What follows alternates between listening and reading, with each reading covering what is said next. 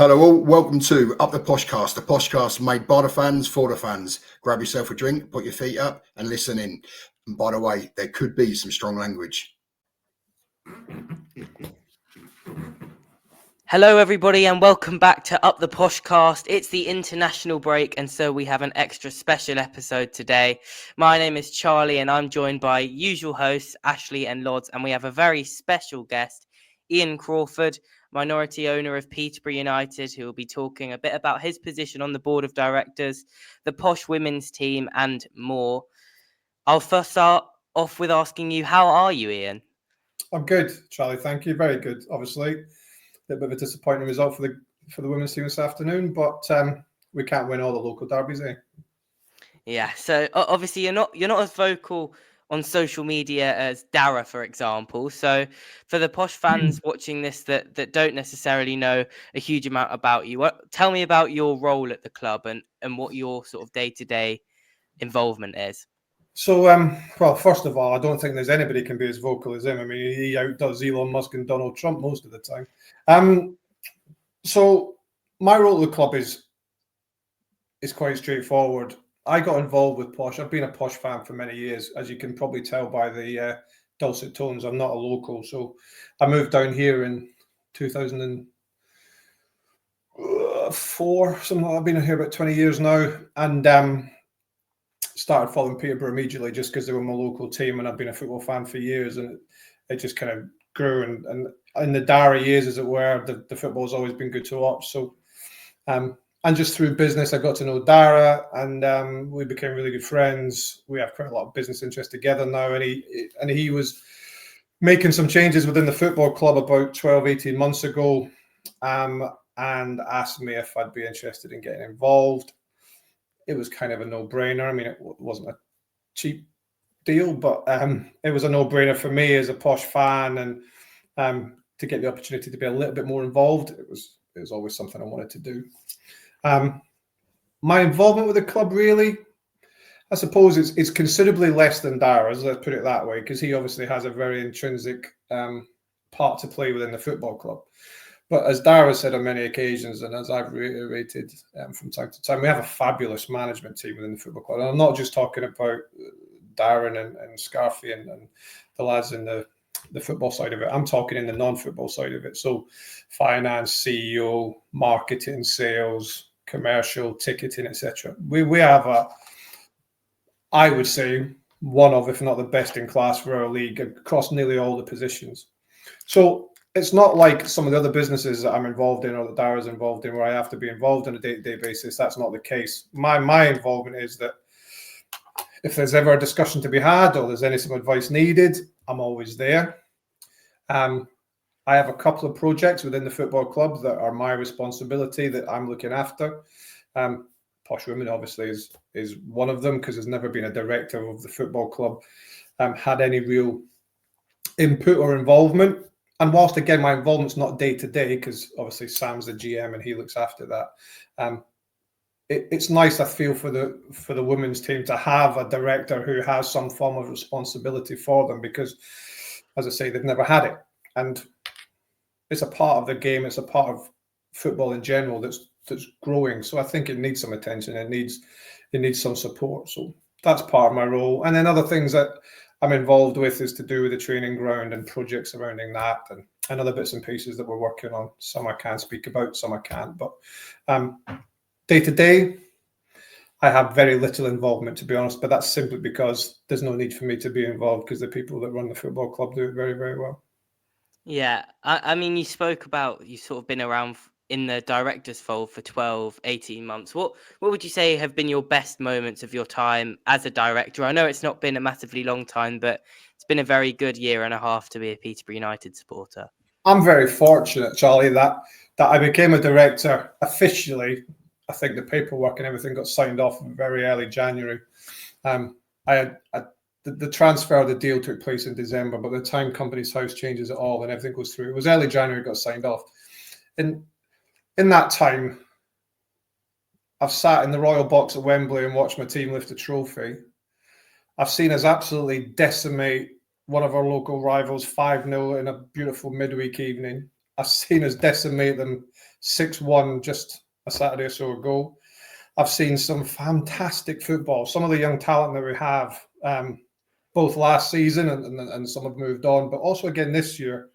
And whilst they're taking a little time to settle, we've had the odd tough afternoon. Some of the talent's fantastic. So the highs for me, without question, were Wembley. That goes without saying. It would have been a high even if I wasn't a director, but to be a director and minority owner and be sat in the royal box and watch the boys lift that trophy and that goal from H, unquestionably was a highlight. But there have been several. The lowlights, without doubt, Oxford United at home in the playoffs, because to this day, I still can't quite believe we didn't get through. We were better than them. And I will argue anybody to the end of time about that fact.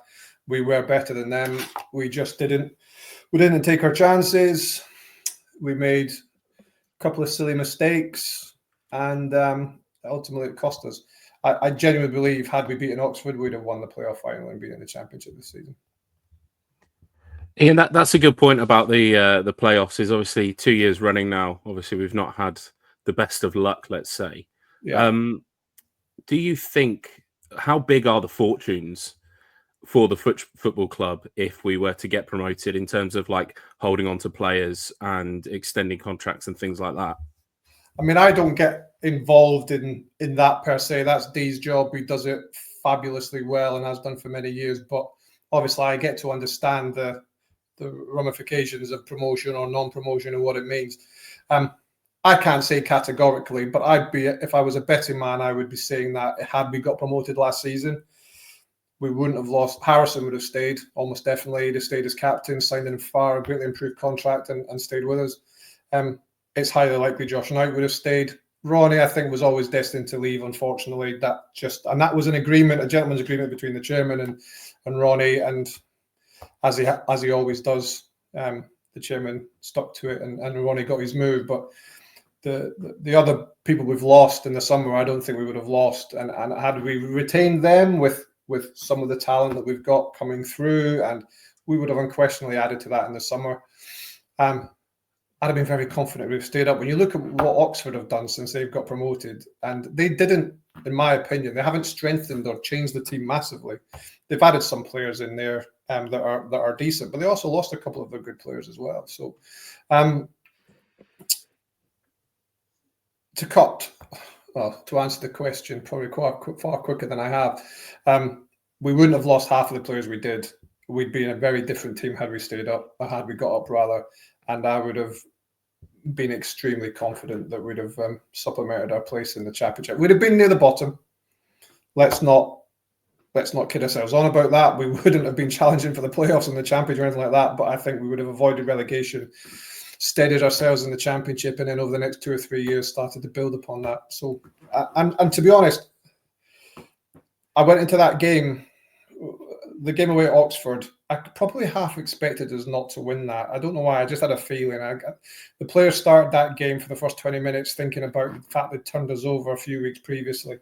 But I left Oxford that night thinking we'll turn them over 2-3-0 at home. And when Josh Knight scored, I turned to my wife, who was sat to the side of me, and I said, that's it now, we'll win this 2-3-4. There was no doubt in my mind. And what followed, I still can't quite believe. I probably was more confident of beating Oxford than I was of getting through at Hillsborough. And that's the honest truth. I had a bad feeling about Hillsborough, and I had a sneaking suspicion something was going to happen. I was fairly confident we'd beat Oxford, and confidence, unfortunately, we just fell a little bit short.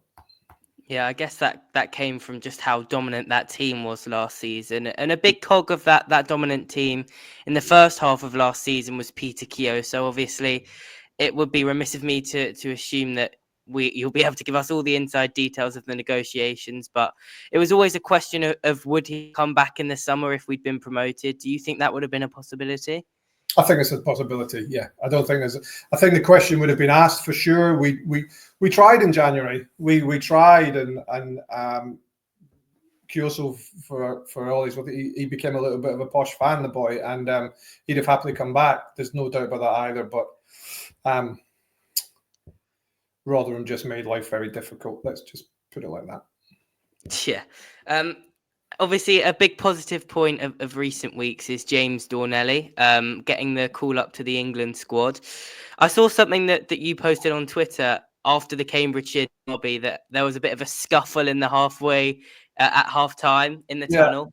I was wondering if you had the inside track of that, purely because we absolutely love it when we hear about our players sticking up for each other and having a little bit of a scrap. So I was wondering if you could let us know what happened there. When the halftime whistle went, I think the ball had been played, and from memory, the ball had been played in, and I think JD was running towards the ball, and the whistle went when the ball was in the air, and there was a little bit of a coming together. It wasn't as if they ploughed into each other. I think JD just caught him as he ran past him, really. Morrison obviously had a bit of a torrid first half, the poor lad, didn't he? And I don't think too kindly to it. And as they were going down the tunnel, I generally don't know what kicked it off, whether JD had a little word in his ear, as players do, or whether Morrison just was still raging about the fact his team was 4-0 down. But they went down the tunnel together, and Morrison pushed JD into the wall of the tunnel. At that point, they kind of moved forward a little bit. So, I mean, I wasn't quite hanging off the edge to look down, but from what I could see, Sparks actually was the one who came ploughing in out of nowhere to make sure that nobody was hurt. I mean, Donnelly can stand up for himself. He might be a young lad, but he's not a small kid. It was a brave move by Morrison, because whilst he's a bit of a big fella, if Manny Fernandez and Oscar Wilde had got hold of him, I don't think he'd have lasted 5 minutes. But it was pleasing for me. It's not pleasing to see that. You don't want to see that at any point. And I believe that Morrison was booked for the incident. But it was pleasing to me to see the Posh lads literally out of nowhere just descended in the area to make sure JD was okay, to usher him away from what was going on and to get him down the tunnel and in at half time. So there is a togetherness in this football team that I don't know if we've had for a little while. I would say there's a togetherness now, even more so probably than the season before. Just, I think that's partly to do with the age of a lot of them. But yeah, I don't like to see people scrapping. Well, I do probably, but it's nice to see them back each other up. Yeah, do you know what? That's probably quite an interesting thought, is that I would probably agree with you and say that towards the start of the season, it felt like they were all getting to know each other, getting to sort of understand each other off the pitch. And obviously the guys released the Day in the Life with Bilo. Do you know anything about the phone ban that has been put in at the training ground? And I would assume that that's probably helped them bond massively. Obviously, Bila Kapic has said that did help. Was there any particular reason behind that? I'd be lying if I said I knew the reasons behind it, but I think it was a very good idea. I know, because I've got my youngest children are a bit too young, but my older kids and me to a degree, I know that you can be in a social environment and be stuck on your phone. I always use the excuse I'm working. It's not always the case, but I always use that excuse. But when you've got a bunch of kids, and I don't mean this disrespectfully, because they're not kids, they're adults, but when you've got a bunch of young adults together, it's very easy just to spend time on your phone and ignore the person next to you. So the fact that the ban's in place, I think is a great idea. And there's no doubt, as Bilo mentioned, it will have played a part in the togetherness now. Having been on the pre-season trip to Spain with them, they are a good bunch. And they even guys like George Nevitt had only been with us for 2-3 weeks by the time that Spain trip came around. They all mix together very, very, very well. But I think what's happened and what is developing over the course of the season is that rather than it being a bunch of 2 or 3 that were really good mates and would stick together, and then another 2 or 3 and then another 2 or 3, I think they've become a properly big group now, and they all have each other's backs. And I think Bilo coming back in some respects has probably just highlighted that more than anything, because he had a rough time, didn't he, for a little while last season. Nearly all of it was undeserved, but he would be the first one to put his hands up and say that he made some errors. But he took the time away. Jed came in, did well for us. But now Bilo's got the jersey back. I think it's deserved. He's proven it to be the right decision, and I think that just proves that they are a close bunch, because the boys couldn't have been happier for him. And none of them were more gutted than the outfield players when he didn't get his clean sheet at Bolton and everything else. So they are a good bunch. They are a really good bunch. And when it clicks, as it did against Cambridge and as it has done in other games this season, they are the best team in the division. Unfortunately, because of their age, it just doesn't always click. Yeah, I think we've been really unlucky as well this season with injuries. I know the management staff don't like to blame that for some dodgy form that we've had, but I think from the supporters, and I assume from sort of the director's point of view as well, when you've got players like Hector Cipriano, Jadel Katongo, Rio Adebisi, Sissoko from Manchester City, when you've got those players missing, it is going to have a marked impact on the way that you can perform each week. Oh, without question. And if you look at, and Dara's the stat man, so he'd have the number. I want to say is well into the 90%. It's like something like 93.4 or something along those lines that he quotes about the lack of injuries almost we had last year. We had 93.4% availability throughout the season or something like that. And then you flip that around and look what's happened to us this year. You add on to the fact that Archie's had some time off because he's been booked so many times, and a lot of those bookings I think have been quite harsh. But you're dead right. The injuries we've had have meant that players have had to, and you know what? Lots of things happen for a reason, and losing Hector was a massive blow because he's the captain, and in my opinion, was probably the best midfielder in the league last year. Losing him was a massive blow, but Donny's come in and taken the opportunity. Ryan de Haven's come back and probably, I think, been as good for us as he has been since he joined the club. So, yes, the injuries have hurt, but they've also given opportunity and allowed others to kind of shine through. So, listen, every club gets them. Let's be fair. The beauty for us is now if we can keep free of injuries moving forward, all these players are coming back. Rio's not far away. Hector will probably be early December. The lad from City, hopefully January. So, yeah, when we get them back, if you look at what we can achieve without them, you just never know. Yeah, Posh have never been a second half season team that much in all the years I've watched them. Maybe this is the year. Yeah, it definitely feels like we've got a very favourable run of fixtures coming up. And I guess that leads me on to sort of my last question about the first team as it is in terms of playing stuff here. We speak a lot on the podcast about what our ambitions for this season should be moving forward from this point. We currently sit, I think, 5 points off 6th place. Is the ambition from the club very much still geared towards getting into those playoffs again and fighting for promotion?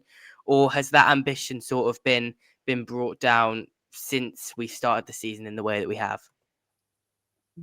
You guys know the chairman.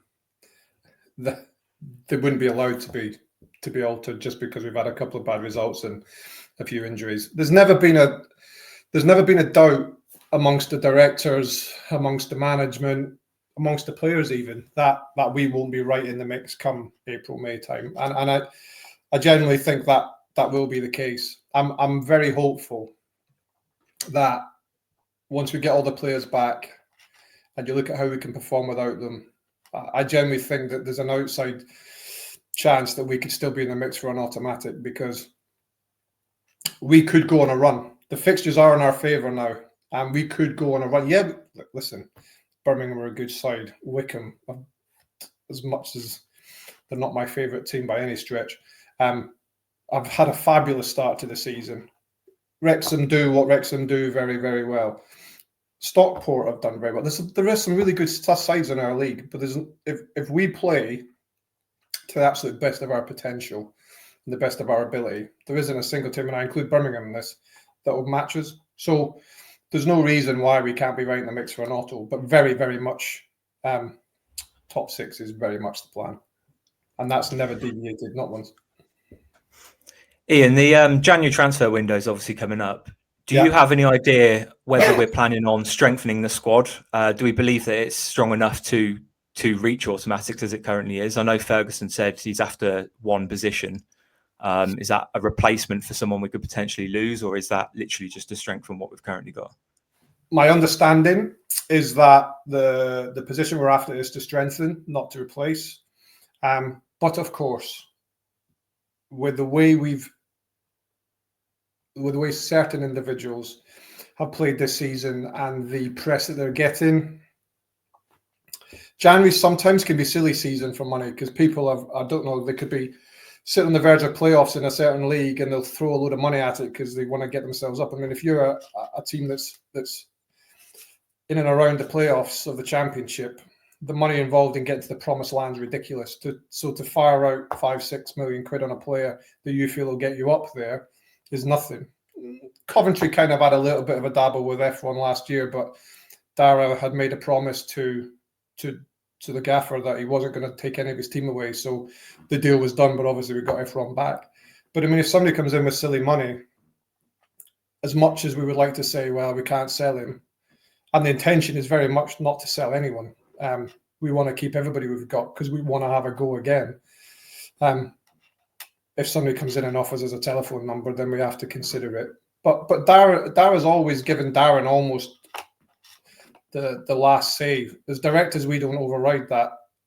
The only time I think that would ever happen is somebody coming and offered us like 15 million quid for a player. Darren would be told, look, sorry, Darren, but we have to accept it. But there have been times where Darren said, look, that's a great offer, you've got to take it. So the gaffer's brilliant that way, in actual fact. He can see the bigger picture. But as it stands, the one player or position, rather, that they want to fill is to strengthen, not to replace. And if there are any outgoings, it'll only be because somebody offers us something that we just can't turn down.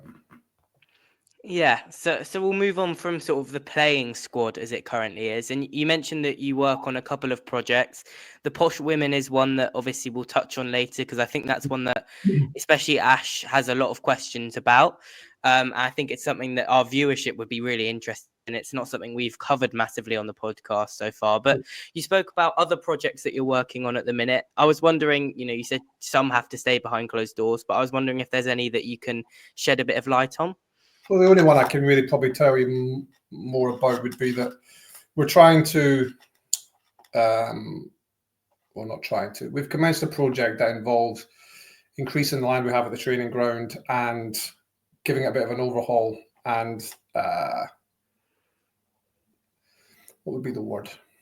Just improving the facilities we have. We're obviously a Cat 2 academy now, and that comes with certain requirements and criteria, all of which we meet, both in terms of personnel and facilities.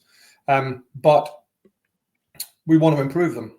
We have seen the benefit in the last 2 or 3 years of the work that Jason Neal actually did when he pushed this through, much to probably at the time Dara was against it because he wanted to keep the money in the first team, but back in the time Jason really pushed it, Dara then agreed, and fair play to the pair of them. The academy has produced players for us now. Ricky, H, JD, Manny, there's others, and they've not all been with the academy since the age of 7 or 8, but they have joined the academy when they've maybe been 14, 15, 16, and the academy has improved them to the point they play for the first team. So it's a vital tool for us, and for a club like ours, with the limited resources that we have, because we're not a Birmingham that's getting 25, 30,000 every week, and before people start jumping all over me saying, "Oh, I'm fucking criticising the fans," that's not the case. The stadium only holds so much anyway, and the fan base we have, aside from the odd one or two who loses it from time to time, the fan base we have is fantastic, and the backing and the following that the players get, both home and away, is tremendous. But it is limited, and we are competing in a swimming pool that includes some really big people and that with really big attendances. So for a club like ours, we need the academy to be producing talent, and there will be occasions where we might have uncovered a 14-year-old, and he then gets picked up by a big boy. We lost a lad not so long ago to Newcastle. We get a fee for him, and it's not an insignificant fee, but we need a couple of them most years, because that then makes the academy worthwhile. It pays for itself.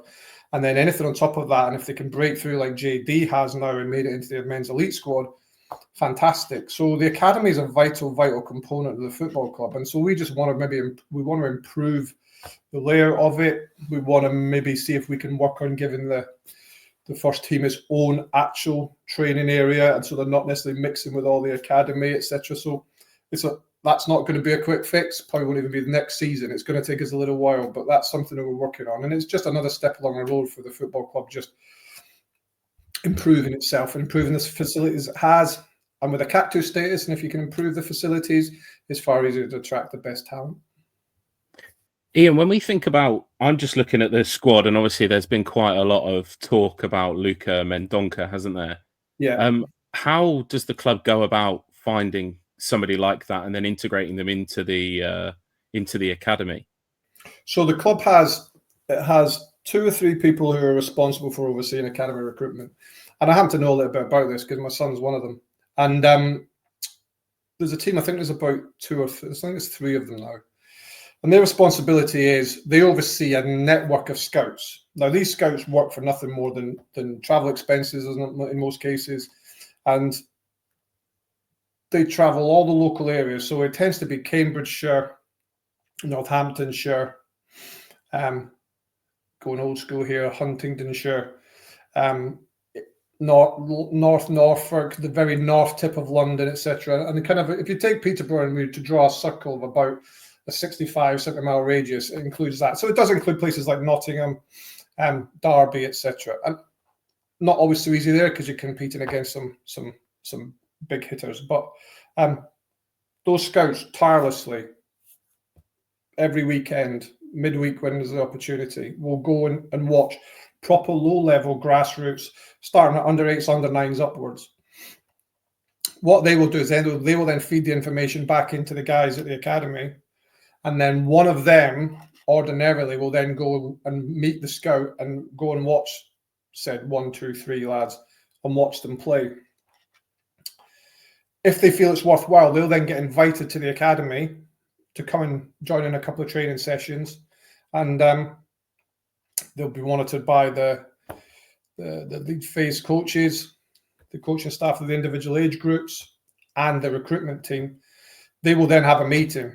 And in that meeting, it's not quite as simplistic as put your hands up if you think you want to take them, but the discussion goes round. And then I think if the majority think it's worth the go, we sign them up for the academy.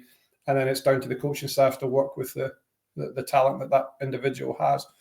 And sometimes it's not a quick process. Other times, and I'd be lying if I knew exactly which names, but sometimes they'll find a lad at under 10, under 11, they'll bring him in, and he'll literally be on the pitch for 5 minutes, and they'll have the paperwork out because they can see what he's got. The academy talent recruitment, and I'm not saying this just because my son is one of them, but the talent recruitment that we have, it really is very, very good. And almost as importantly, the coaching staff that we have at the younger age groups is also fantastic. So the academy is in incredibly good hands. From Dan at the very top, who has come in and took over from Kieran, obviously when Kieran joined Darren's backroom staff as his number 2. Dan's done an absolutely fantastic job, and the academy is going places. It's growing all the time. So it's money that the club's invested, that some will argue, well, you could have invested that in the first team, but it's reaping its rewards now, because when you look at the players from the academy that are now coming into the first team, let's say there's a few quid on a right back, or say there's a few quid on a centre forward, etc. So it's a very interesting process, and as I say, having seen the way that they do it, it's also very clever. To somebody who's, I'm not a football man, I couldn't do Darren Ferguson's job. I couldn't be a coach of a football team. It's not. I think I know what good football looks like. I think I understand what the best formation is at a given time, but I'm not trained in it. I'm not qualified in it. But these guys all are, and it's very, very noticeable even when you go and watch them play. And the other thing to say about the academy is that, and this comes from Darren and Dan in the academy, is that if you watch, excuse me, if you watch the first team play, our 21s, our 18s, our 16s, our 15s, and our 14s, and I think even down as our 13s play exactly the same way. The formations are all, as much as possible, based on personnel, are more or less the same, and they try and indoctrinate them in the way Peterborough play. So that means that when the lads that are in the 21s get an opportunity, it's not square peg, round hole. This lad knows how we play. He knows how to play that position. So it's good to see. And I think over the next, as long as we can hold on to them, over the next 2 to 3 years, there's some real talent at 15, 16 level that when they make a breakthrough, the Posh fans are going to enjoy them. Yeah, and Ian, myself and Lodz were at the sponsors event with yourself and Dara. Obviously, one of the things that I sort of mentioned was the fact that we have like Norwich that come 2-3 nights a week and use Yaxley, and they basically train all of the local. I've got 2 lads in my under-14s team. Yeah. I asked the question and Dara gave an answer is that we're saying that we go 65 miles away to try and find people. Do we, as Peterborough United, with people knowing what success we have with young players, is that a natural pull for people? Yeah, it is. And you know that you'll find that there will be some parents, and genuinely it's the parents, that when a lad's 11, 12, 13 years old, yes, they have an opinion. Yes, they know they don't want to go to Peterborough. They're only League One. I want to go and play for Norwich, at least in the Championship, whatever. But generally, these things are driven by the parents. And most parents get it. They understand that for their child to get the best opportunity, you don't necessarily want to stick them straight into the academy at Norwich or Man City or at Notts Forest or Derby County, because whilst they're bigger clubs, it's harder to get the breakthrough. There's been more than one occasion in the last 12, 18 months, that certainly that I'm aware of, where a player's had an option of Posh, Forest, Leicester, and he's picked Peterborough simply because he can see the pathway. And that's something that Dan Robinson's been incredibly keen on really forging and building, is the pathway. And it's very noticeable. You can see it. And so these guys can see the opportunities will exist for them. You look at the 16s now. Had the results in the EFL Trophy gone slightly differently in the games that didn't involve us, and we were already guaranteed, whilst we were almost guaranteed it, we wanted to make sure we topped the group and got a home draw. But had that already been signed and sealed, you might have got to see some of the 16-year-olds play in that game. But because we kind of needed the result, we didn't want to risk it. But had they played, you'd have seen some of the talent that exists. Places like Forest, and I keep using them because they're local, but Forest and Leicester and the guys like that, they just can't offer us a 15, 16-year-old that opportunity, whereas we can, and we have done it, and that's a draw for a lot of people. Yes, and you touched on it, Ashley, you've got some lads who go training with Norwich. There will be people that play in my back garden that have slipped through the net. But the pool of Posh is probably as good as it's ever been. In my opinion. Yeah, I can echo that as somebody who is frequently around the academy as a sort of grassroots referee. So I get to see some of the players. Get to see the next. Oh, you're the one you talk about. They do say there's that tosser Charlie. Yeah. I get to see a lot of the players, and yeah, I can see the next Harrison Burrows, the next Ricky J. Jones. I can see these players coming through. I can see that they do play the exact same way, and yeah, it's really impressive. Moving on to the other sort of big project you mentioned, the training ground was one of them. The other one is the Posh Women, and I guess I'll start off with quite a generic question. What are the ambitions from within the club for the Posh Women in the sort of short term, the next 2 or 3 years, and then in the longer term? There's no question that the immediate ambition, and then today's result hurts that. Doesn't make it impossible, but hurts it. The immediate ambition is to get promoted. They're currently in what would be the equivalent of League Two, although it's regionalised at that level. But they're equivalent of what would be League Two. So they're 3 leagues away from the WSL. But promotion has to be the immediate aim for the women's team, and they have the abilities and the players to do so. They are a pretty talented bunch, especially at this level. And just the odd result hasn't quite gone our way, and it's going to make life difficult. But it's like any department of the football club, really, and it includes the men's team. When you run a football club, you're always going to have to accept, again, particularly in the men's team, you're going to have to accept that every year there's a deficit. And I knew that before I bought into it. Dara's very well aware of it. We have a financial hole every year, which has to be filled. It's just fact. There's no hiding away from it. And we fill it every year. No problem. It is what it is. Ideally, the women's team, we want it to be at a break-even point. We want it to be profitable if it's all possible. It's because at the level it's at, if it's costing the football club money, then it would never not be here, but questions get asked. So it was one of the reasons the job was given to me, or I was asked to have a look at it and be involved in it, is the fact that we didn't want it to lose money. We needed to make it commercially more viable, more attractive, and there's lots of things that we are trying to do that. So I guess to answer your question, Charlie, the two immediate things are get promoted out of the league they're in, and at the very worst case scenario, make it break even. Yeah, and I've seen sort of a few comments online from supporters of other clubs within the league. I'm sure we're not the sort of FA Women's National League equivalent of Manchester City, but it is no secret that we have been making some very big moves in terms of transfers this season. You know, when you look at the league table, we're around Loughborough Lightning. We've just taken their captain and one of their better players off of them. Is that sort of the aim to try and become one of those powerhouse teams in sort of the lower leagues of women's football? We're not setting out to do that in any way, shape, or form. And finances dictate. And the honest truth is that some of the signings that have been made were a calculated risk in some respects, because financially, the numbers that Sam had pulled together for this year, and Sam's the GM of the women's team, that we pulled together for this year that we needed to achieve, we always base, as we do with the men's team, we don't really include cup runs. So a cup run's a massive bonus.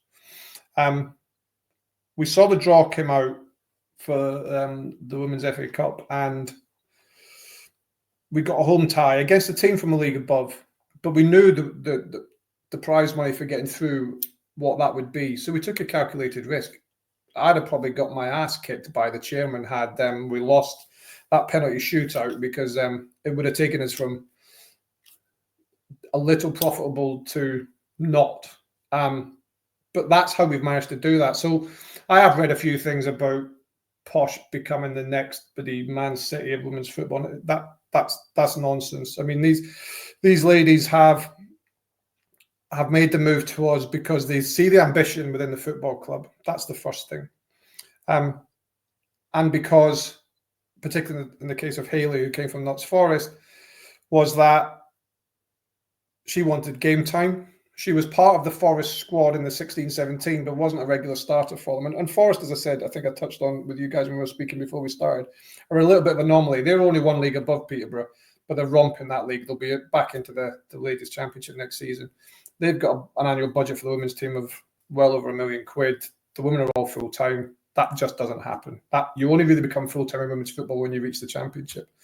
But Hayley wasn't getting a regular game there.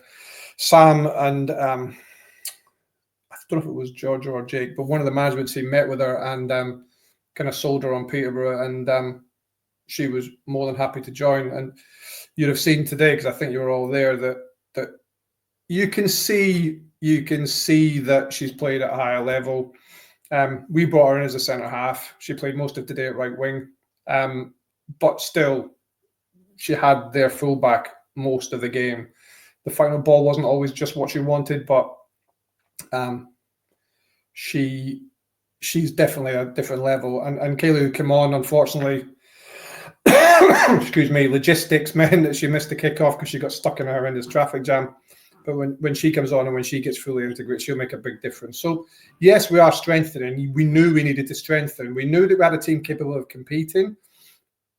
Did we feel we had a squad capable of winning the division? We were hopeful, but we thought we could 2 or 3 additions, and we've got 2 of the 3 we wanted. We still have a chance. Today's result doesn't help us, but we still have a chance. Iain, the question that I want to ask, obviously, lots of ins this season, but the one big surprise was probably the out that we've had in the last sort of 2-3 weeks within the women's team, in Frankie Pym obviously leaving and going to Royston. Obviously, we saw Frankie at Newport, and she's obviously a Posh fan. How frustrating was that to lose somebody that ultimately you could say was probably an academy product, similar to what we've got coming through from the men's side of the game? Agreed, and it's always a shame when you lose somebody who's also a fan and has been with the club for, as you say, for many years and worked through the pathway. I wasn't involved in any decisions, and I never get involved in football decisions in any part of the football club. But my understanding is that Frankie wanted more game time. She couldn't necessarily get it. And so the decision was made. Me personally, it's always a shame when a player leaves, certainly one that can strengthen your squad. But I also understand that players want to play. And therefore, if we couldn't guarantee her a start every week, which we simply couldn't because of some of the changes that were being made, I understand the decision. But it was a shame. And I wish Frankie was still part of the squad because she gives us depth, which we had 6 players out today. It was noticeable. That was all I would say. Not all of them would have started, but what it meant was we were quite we were light on the bench. Yeah. Well, we attended the game today, Lodz, Ash and I, and we had a great day. And the facility up at Bourne was really nice. But I think one of the main frustrations with some people to do with the women's team is the fact that we started in central Peterborough and it took us, 35, 40 minutes to get to a home game. Is there any plans being put in place to move the women's team back into Peterborough? They have home games only once or twice a month and on a Sunday. Is there any chance that could be something where they either move into the stadium or move into a ground closer to the actual city? Yes, is the answer. That's one of the things that I'm trying to achieve. Playing at London Road is unlikely for the simple reason that the economics of it just don't add up. The crowd or the support that the women's team get is growing, but it's not enough with the costs of opening the stadium up and the staff you would need to have in place and everything else. Financially, it just doesn't work. We went to play at PSL. We were at Pims Park, I think they call it now, for the cup tie, and the girls loved it. The management team loved it. Sam, the GM, loved the facilities. That's a possibility. We're still speaking to Peterborough Sports. A little bit disappointingly for me, the gate didn't change that much. There was more at Bourne today than there was at the Peterborough Sports game, and it was a cup tie and everything else. And it wasn't a test run in any way, shape, or form. But I wanted to put on a game in the heart of Peterborough to allow the fans who might wake up on a Sunday morning or have their roast and think, oh, bugger it, I'm going to go to the football, and they can walk to it. As you say, to get to Bourne for a Peterborough fan, it's a central Peterborough-based Peterborough fan is 35, 40 minutes. I wish there'd been a bigger gate for the cup tie. It would have given me a bit more impetus probably to get this sorted, but the deal's in place with Bourne for the rest of the year. That's fine. As you say, the facilities there do a job. But yes, ideally, I want the women's team to play in Peterborough. At the end of the day, they are Peterborough, and that's where they should play. So I'm working on it. We are trying, and hopefully, if we can get them to Peterborough, then if they start a season like they have done this year, that would generate more interest and we'd get the gates higher. And I think had we been Peterborough based from the start of the season, the gates would be higher now. But it's not been possible for lots of logistical reasons. But yes, I am trying, and that is the aim. Unfortunately, London Road, unless the girls manage to pull off a plum cup tie at some point in the future and we draw a big side where it's worthwhile, playing at London Road for now just isn't financially or economically viable. Iain, I've got probably a double-headed question on that. Obviously, like we said, the facilities at Bourne, they do the job. Obviously, you're talking about the comparison in the attendances for Pims Park and then Abbey Lawn. Do you think that is a basis of the fact that actually the women's team supporting base is probably Bourne-based and out that way? Yes, I think that plays a part in it. Actually, to be honest, I think the women have built themselves a nice little supporters base in Bourne now, because this is our second season there.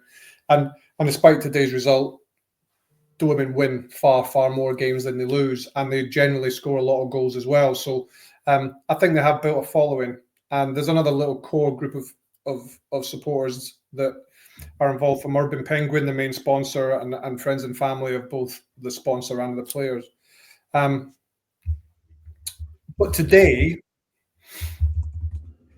had we been at Pims Park, I think we'd have had more, because guys like you, I know you did it partly because you were going to do the podcast this evening, but you made the effort to come along because there's been no Posh game this weekend, either home or away, because of the international break. And off the back of the 6-1 last week, that's pretty disappointing. But I feel that had we been in Peterborough today, we might have got a few more through the door of the regular men's team followers who might have just come along just for a little bit of a Posh fix. The distance to Bourne stopped that. So the core fan base that the women's team has currently is definitely Bourne based. There's no doubt about that. So the next question, and I don't want this to come across as a dig, is that the London Road thing, and obviously I don't know the finances, the London Road thing and the women not playing at London Road confuses me, and hopefully you can answer. But because we occasionally open up on a Tuesday afternoon or a Monday afternoon or a Wednesday and let the under-18s, the 21s or the 23s play their games. Season ticket holders obviously get in for free, don't they? Yeah. What sort of level does the fan base need to be at for it to be cost effective? Because obviously I would say that for those games, they are run at a loss, I guess. And they're there. Is that what's the difference in terms of playing it? Because like Del, who's on the pod, will come up to Peterborough and watch at Peterborough, but he lives in St Neots, and that would basically mean like an hour and a half for him to get up to Bourne, which completely rules it out. But if it was at London Road, so it's just finding that right balance. Is that it confuses me that we do these basically training games, let's say, for the 18s and the 21s, but then we're not ready to make that commitment for the women, if that makes sense. I think the 18s and 21s, the reason they get played there, generally they're either cup ties or derbies in the main. There's the odd exception. So it's felt that they warrant played at London Road. Now, your first argument to me would be, well, today was a derby. Yeah, I get that. But they're also generally played midweek, so the stadium's already open and what have you anyway. We ran the numbers, and I'd be lying if, off the top of my head, I could tell you exactly what the required attendance was. But based on the average, which sits at about between 200 and 220, today was above average, which is great. Good day. One of the better attendances we've had this season. I think it would need to be double or triple that to make London Road worthwhile opening. Yes, we'd only open the main stand. And they have had one, maybe two games there previously, and the supports, I think we had 4-figure supports a couple of times. But I would love for the Posh women to play at London Road. But the other thing that needs to be taken into account here, and it's not finance, is the pitch. And we want the pitch to be the best it can be for the entire season. And last year, of course, we had pitch issues. This year, touch wood, it seems to be holding up okay, and it's doing all right, and the pitch looks in pretty good nick. And we spent a bit of money on it in the summer, and that seems to have done the trick for now anyway. So that's the other reason too. The groundsman probably wouldn't be very happy if we started to load more games on with the girls or the women on a Sunday and everything else. So that plays a part in it, but the main reason is finance. And if we could get to a point where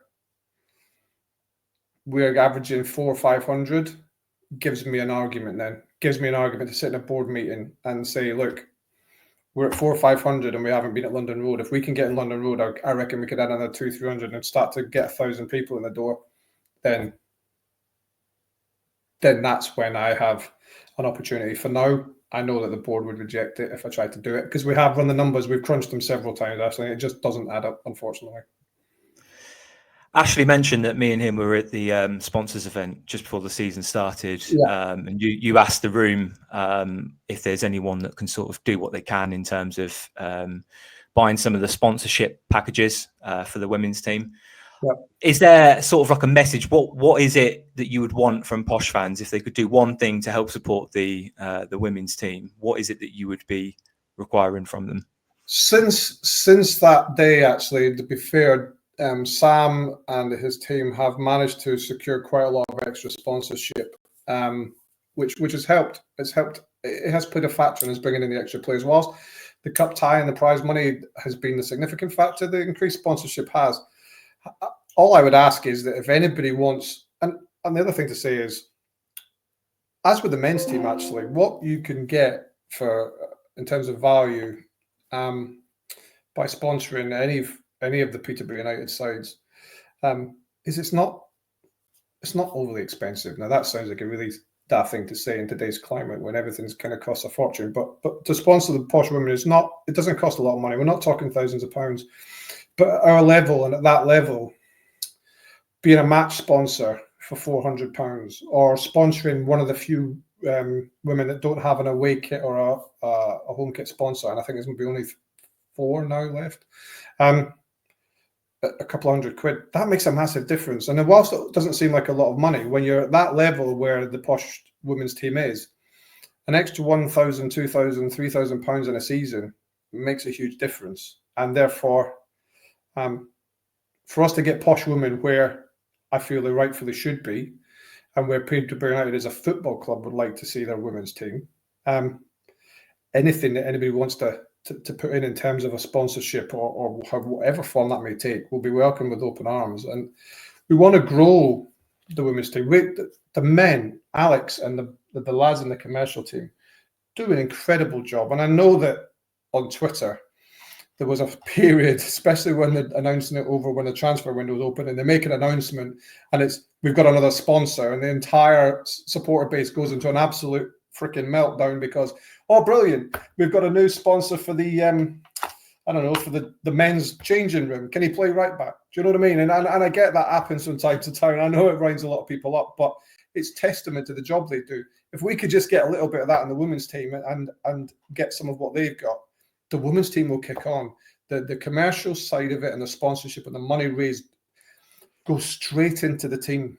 And the team can only improve if we bring in more money. And if the team improves, it gets up a division. Then it gets up. And when you start to get near the top of the next league, as the men's team is near the top of League One, when you get into the championship, you can then sniff the promised land. And the money for the football club as a whole, if the women's team progresses and can get up the leagues, it's going to help, because there will come a point, if the women's team gets to where it would love to be, that will just come into a pot, and it'll be a football club pot. So who's to say the women can't help the men at some point in the future?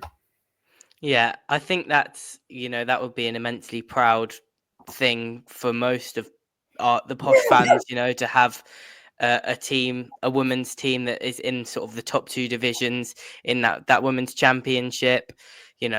We don't want to dream too hard, but if we ever got a big WSL run or a chance to progress a lot in the Women's FA Cup, I'm sure it was something that would really unite the fan base behind the women's team. And so I think the progress that's being made with them is fantastic.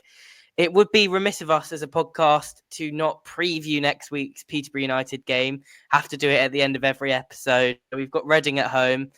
Before we get on to your score prediction, Ian, I was just wondering, what are your thoughts on the game? What are your thoughts on what needs to be done now to string together a run until Christmas? Obviously, we know we might have a few players back from injury. How big an impact do you think that's going to have on the squad going through this sort of festive fixture schedule? I think that, and you've hit the nail on the head there, Charlie, is that it's a hectic schedule over this next month and a half as we go through the festive period. So the fact we can increase our numbers in the squad will make a massive difference.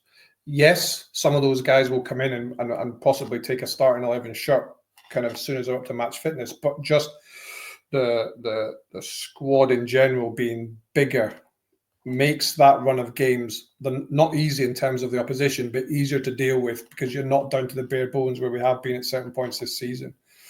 In terms of Reading are a good side. They've got some real talent in their team, but as I've learned over the years, and as my best mate always tells me, it's not about the opposition; it's about what we do. And if we do what we can do, then we should come away with a positive result. Yeah, and another big aspect of the game next week is that we have the GH display stand again open to home fans. I know it's something that in the last 18 months, really from that 5-0 Cambridge Derby game, it really kicked off. It's been a big debate about the GH display stand and its availability to Peterborough United fans on a weekly basis. And obviously there's been a lot of talk about sort of the logistics of having it open. I was wondering whether you could shed any light on that situation. I think it would be unfair to say that it was anything other than rocking for the Cambridgeshire Derby last weekend. I know a lot of us had That's the Way I Like It stuck in our heads for hours and days after the game. What are your thoughts on the GH? What do you feel Posh fans need to do to get that open more often? And yeah, what are your views on it? The views on it are, for a long time, I couldn't understand why the fans were singing about Tesco's. But the atmosphere was fabulous. It was in the 5-0 last season, but I thought in many respects the noise coming from the stadium this year was even better. You're right. When it's been opened and utilised properly, the GH doesn't have helped create an atmosphere because the London Road End still creates a noise. But when you have it from both sides, especially where I sit, pipe down, Ashley. Especially where I sit right in the middle, when you have the noise coming from both sides, it's great. To answer your question, Charlie, what do the Posh fans need to do? The answer is very, very simple, and it's been borne out a few times now, is they need to do what they did against Cambridge. They need to sell it out. We need to fill it. As long as we can fill it, there will never be an occasion, ever, where the chairman will turn around and say, well, we need to give that to the opposition. As long as we continually do what we did, then that's all you need to do. That's all you need to do. Yeah, I think that is definitely a sentiment. It'll be interesting to see how full it gets for the Reading game. I think it's half sold to Peterborough fans. Anybody that's listening to this and is sort of considering whether to go to the game or not, considering whether or not to go in the GH display stand or to go wherever they would normally sit, I think you should definitely get behind it. We'd love to see you all in there. I'll be in there.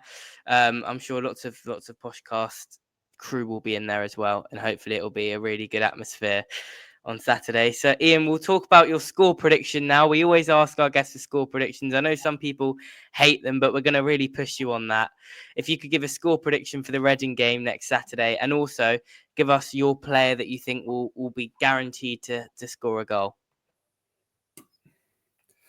I hate score predictions because they normally come back and bite me on the backside because I didn't think we'd win 6-1 last Saturday. Let me tell you that. Right now, I'd take 2-1. And in terms of goal scorers, I reckon that Randall will score. Lodz, what are your thoughts? Is your score prediction? I think the squad are very harmonised at the moment, aren't they? They're playing good football. They're scoring lots of goals. I think the clean sheet is coming, and I think we're going to get it. I'm going to go for 3-0, and I think Ricky will continue his form, and I think he'll get a goal. Well, I predicted 6-0 against the Cambridge game, and unfortunately, we conceded. So I, like Lodz, think that this week is going to be the week that we keep a clean sheet. So I'm just going to go with a 5-0. We'll have Malik 2, Ricky 2, and then a Manny Fernandez goal. Why not? Yeah, I'll go for a Posh win as well. I feel like we've got momentum now. It feels like we're really into the sort of chunk of this season. I'm feeling optimistic, as I think many of us are. We're not going to keep a clean sheet. I'm not getting that carried away yet. But I'll go for a 3-1 win. And I'll say that Oscar Wallin will get his first Peterborough United goal at the weekend. You remember that Vincent Kompany goal against Leicester where he smashes it home from the edge of the box? That's what, from actually the halfway line almost. I reckon that's what our big Swedish guy is going to do at the weekend. It'll be a fantastic occasion if that happens. So thank you so much for joining us, Iain. It's been great to be able to talk to somebody from the football club and get some of our questions in. We'll be back next week after the Reading game, hopefully reminiscing on some very successful score predictions and not looking like idiots again. Thank you very much for listening to this week's episode of Up the Poshcast. And yeah, up the posh. Up the Poshcast. Up the podcast. Thank you all for listening. Don't forget to follow us on Twitter at Up the Poshcast. Let us know your feedback. Give us any ideas for topics you would like to discuss or any questions you'd like us to answer. Up the Poshcast. Up the Poshcast. Hey.